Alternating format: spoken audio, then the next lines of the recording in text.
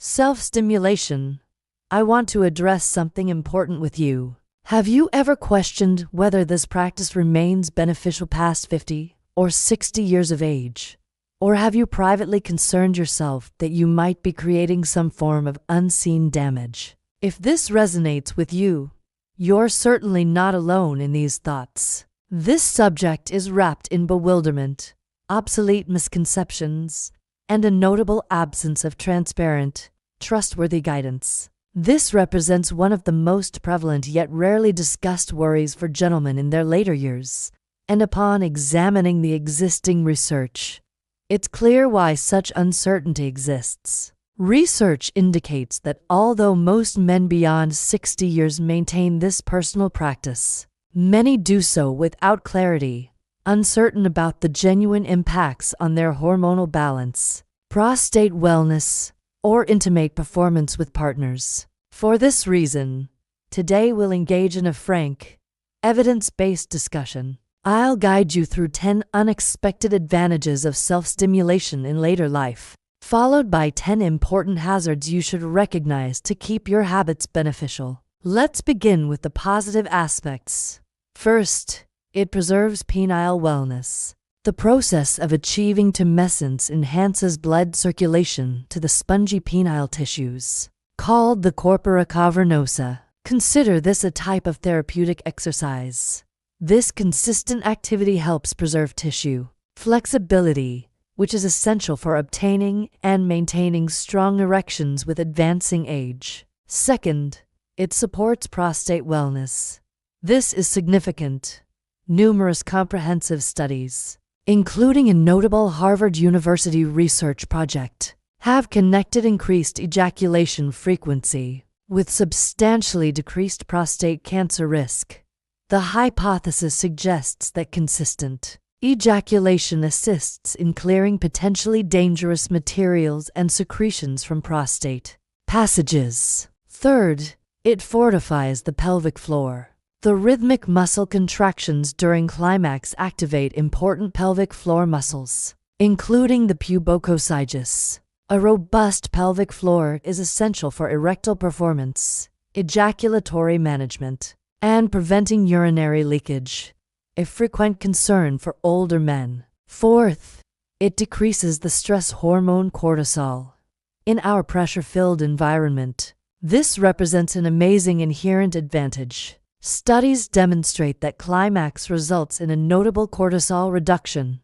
Lower cortisol helps control blood pressure and diminish anxiety, creating a natural resource for heart and mental wellness. Fifth, it triggers a blend of positive neurochemicals. Climax saturates the brain with dopamine, the drive and pleasure chemical, and oxytocin, frequently termed the connection hormone. This natural mood enhancer delivers a sense of wellness and emotional bonding, which proves invaluable for psychological health. Sixth, it assists in identifying physical concerns.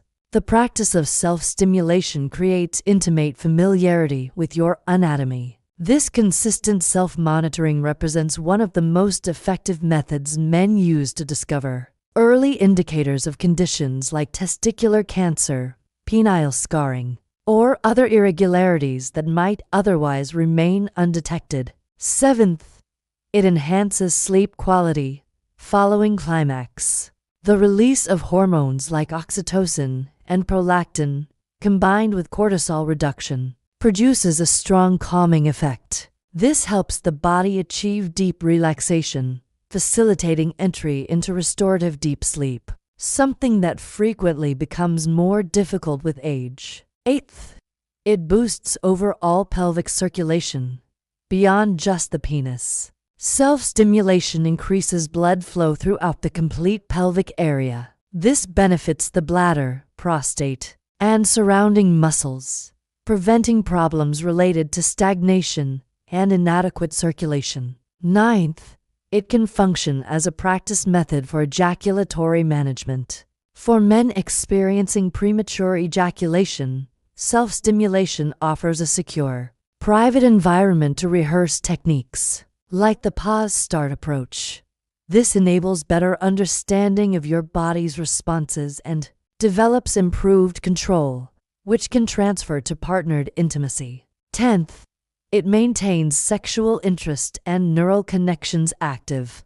The brain serves as the primary sexual organ. By consistently participating in sexual imagination and physical stimulation, you're keeping the neural pathways linked to desire and arousal functioning. This helps sustain healthy libido and sexual responsiveness even without a regular partner. However, for a complete understanding, we cannot focus solely on benefits. A healthy practice requires conscious awareness. So let's discuss the 10 potential dangers or adverse effects you should monitor. The first danger is social withdrawal. This becomes problematic when self-pleasure stops being part of a balanced sexual life and instead replaces genuine human connection. The solution involves awareness. Ensure this practice enhances your life rather than causing you to retreat from it. Second is the risk of skin microinjuries. This typically occurs when self-stimulation is performed too forcefully or without sufficient lubrication. These small tears can cause irritation, inflammation, and potentially create pathways for infection. The remedy is straightforward. Always be gentle and use quality water-based lubricant. Third is reduced sensitivity. If you stimulate yourself identically with the same pressure and pace every time, your brain can become accustomed to only that particular touch. This can make achieving arousal or climax with a partner challenging. The solution is varying your approach, rhythm, and attention. Fourth, it can conceal underlying erectile dysfunction causes. If you can only achieve erection during self-stimulation but not with partners, it might be tempting to dismiss the issue. However, this can hide serious underlying health conditions like cardiovascular disease, diabetes, or hormonal disorders. If you notice this pattern, consulting a physician is vital. Speaking of underlying causes, I must pause here because this is critically important. While this discussion provides the what, I want to share a resource explaining the why and offering a powerful natural solution. It's a video presentation I consider essential viewing for any man concerned about sexual health. It reveals a surprisingly simple 7-second home remedy designed to address what recent science suggests is the actual root cause of many male performance issues. This isn't about hiding symptoms. It's about a completely natural approach to restoring youthful firmness and endurance. I strongly encourage you to watch it. Point your phone's camera at the QR code displayed to open the video. I've also placed a direct link in the pinned comment below this video. Open that link in a new tab to watch after we finish here. Now that you have that resource available, it's essential we cover the remaining risks requiring your attention. The fifth risk is nerve compression from poor positioning. Many men engage in self-stimulation while seated in hard chairs or hunched over, which can compress the pudendal nerve in the pelvis. Over time, this can cause genital numbness or pelvic discomfort. The ideal approach is practicing in a relaxed, comfortable position like lying down with adequate support. Sixth, it can become an unhealthy emotional avoidance mechanism. Using self-stimulation as your sole method for managing stress, boredom, or frustration can create behavioral dependence. It's important to maintain diverse strategies for emotional management, including physical activity, meditation, and social interaction. Seventh is experiencing guilt and shame. Many men were raised with strong cultural or religious prohibitions about self-pleasure. If these feelings continue and cause distress, it can be extremely helpful. Eighth is pelvic congestion. While infrequent ejaculation poses prostate risks, excessively frequent ejaculation, multiple times daily over extended periods, can sometimes create feelings of heaviness or aching in the testicles and pelvic region. The solution is moderation. Listen to your body's signals. As you can observe, self-stimulation after 60 isn't simply beneficial or harmful. It's an instrument. Like any instrument, how you employ it determines its impact. The essential element is always awareness, practiced with mindfulness, body respect, and moderation.